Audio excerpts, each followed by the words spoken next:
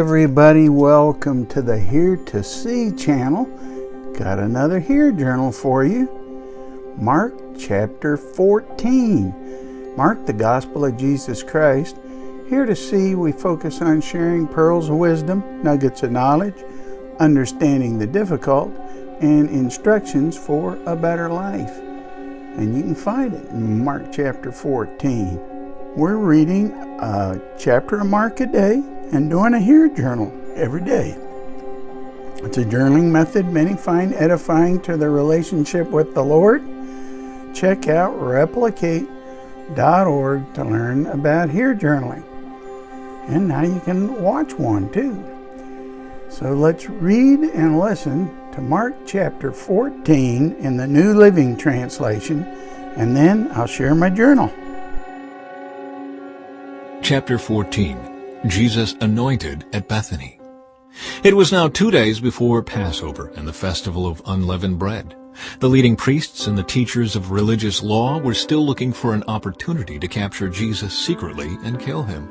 But not during the Passover celebration, they agreed, or the people may riot.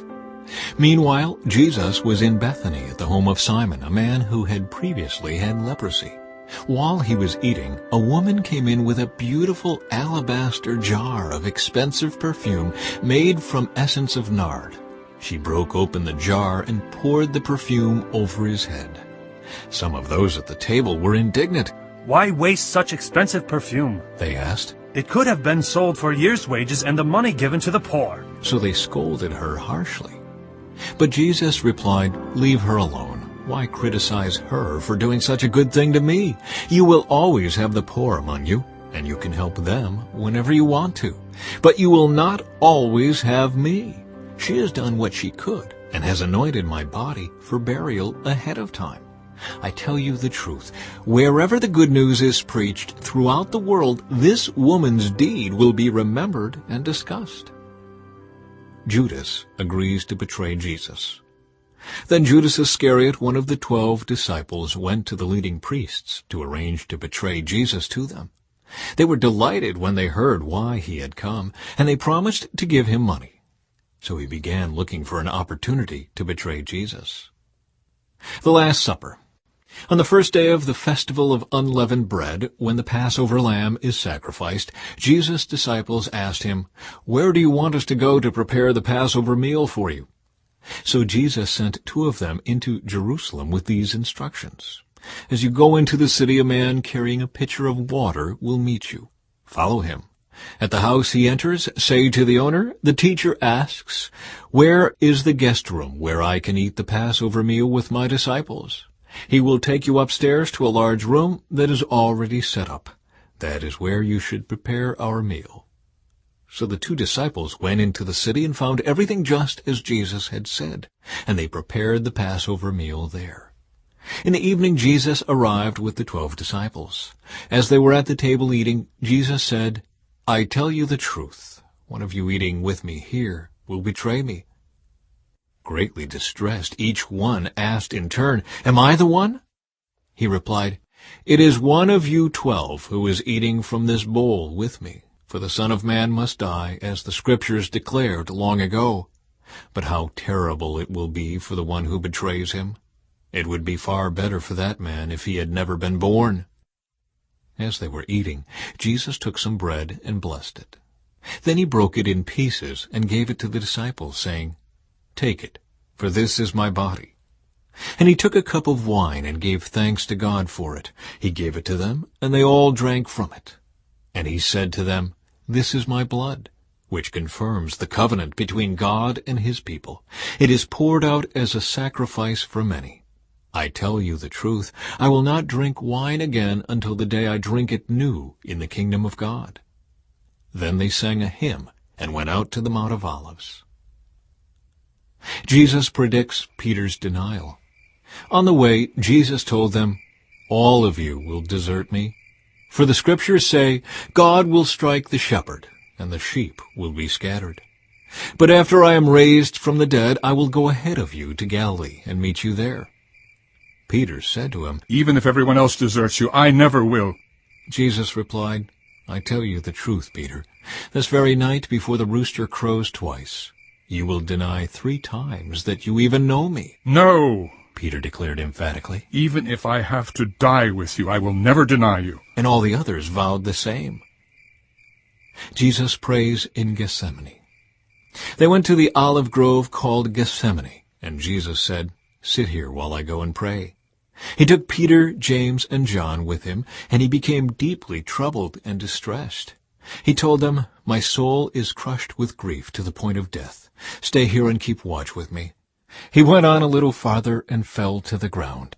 He prayed that if it were possible, the awful hour awaiting him might pass him by. "Abba, Father," he cried out, "everything is possible for you. Please take this cup of suffering away from me, yet I want your will to be done, not mine."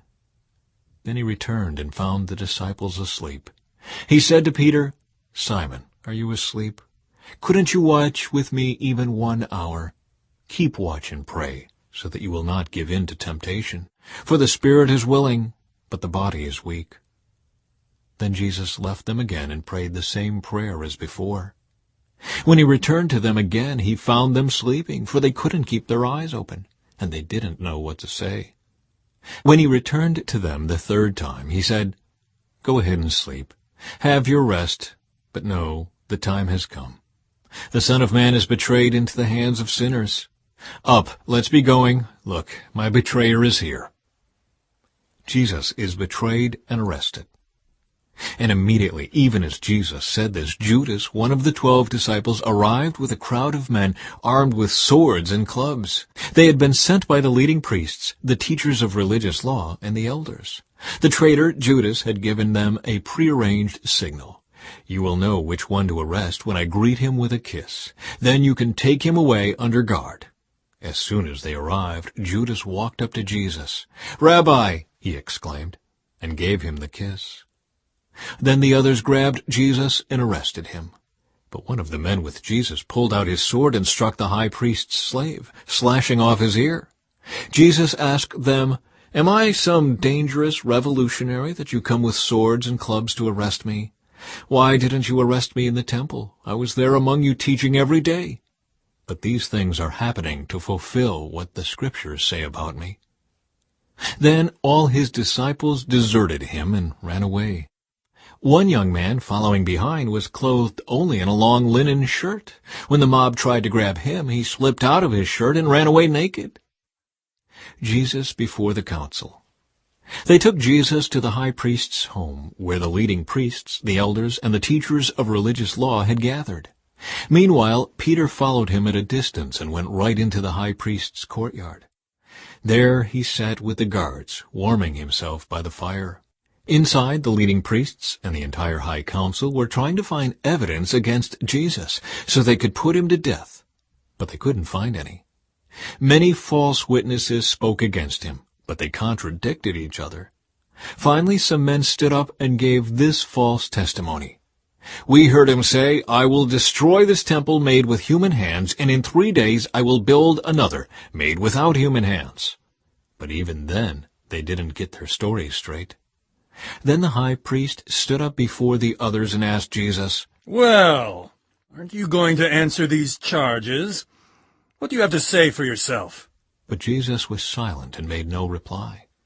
Then the high priest asked him, "Are you the Messiah, the Son of the Blessed One?" Jesus said, "I am. And you will see the Son of Man seated in the place of power at God's right hand, and coming on the clouds of heaven." Then the high priest tore his clothing to show his horror and said, "Why do we need other witnesses? You have all heard his blasphemy. What is your verdict?" "Guilty," they all cried. "He deserves to die." Then some of them began to spit at him, and they blindfolded him and beat him with their fists. "Prophesy to us," they jeered, and the guards slapped him as they took him away.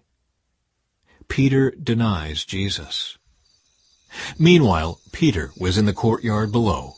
One of the servant girls who worked for the high priest came by and noticed Peter warming himself at the fire. She looked at him closely and said, "You were one of those with Jesus of Nazareth." But Peter denied it. "I don't know what you're talking about," he said, and he went out into the entryway. Just then a rooster crowed. When the servant girl saw him standing there, she began telling the others. This man is definitely one of them. But Peter denied it again. A little later, some of the other bystanders confronted Peter and said, You must be one of them, because you are a Galilean. Peter swore, A curse on me if I'm lying. I don't know this man you're talking about. and immediately the rooster crowed the second time. Suddenly Jesus' words flashed through Peter's mind. Before the rooster crows twice, you will deny 3 times that you even know me. And he broke down and wept.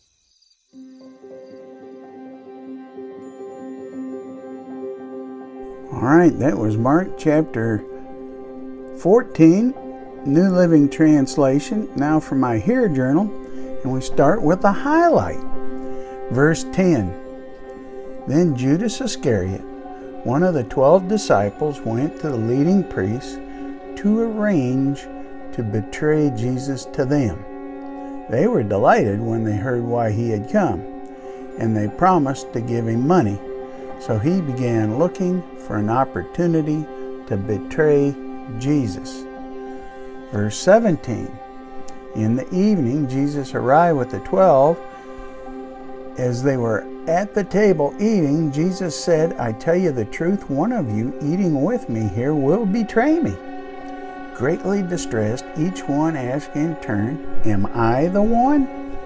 He replied, It is one of you 12 who is eating from this bowl with me. For the Son of Man must die, as the Scriptures declared long ago. But how terrible it will be for the one who betrays him. It would be far better for that man if he had never been born. So now, my explanation. Jesus knew that Judas would betray him. But at the Last Supper, Jesus explained to the 12 that one of them would betray him. They each asked in turn, Am I the one? Fascinating that their first thought was, could it be me, rather than accusing one of the other disciples. The disciples had been with Jesus over 2 years at this point, but they didn't have confidence in their own hearts. Didn't have confidence to know if they were the one that would deceive him or not. So what's the application? We should examine our hearts honestly to determine what our response would be if Jesus asked us if we would deny him. Perhaps we should recommit ourselves to him with fervent determination to abide in him and faithfully and obediently follow him always. So my response? Lord, I humbly ask you to reveal areas in my life that need attention to be brought in line with your will. I recommit myself to you and strive to abide in you faithfully and obediently to follow you always. And now, how about you? Now you try it. Try some Hear journaling and talk to the Lord about your response. Would you deny him? Don't be discouraged. He is not going to let you down. Comment below. Share your experiences. Have you read the book of Mark? And if you don't know Jesus as Savior, read the Gospel of John chapter 3 to receive forgiveness. Talk to God about it. He loves you. He really, really does. Keep seeking him. God bless. See you in the next chapter.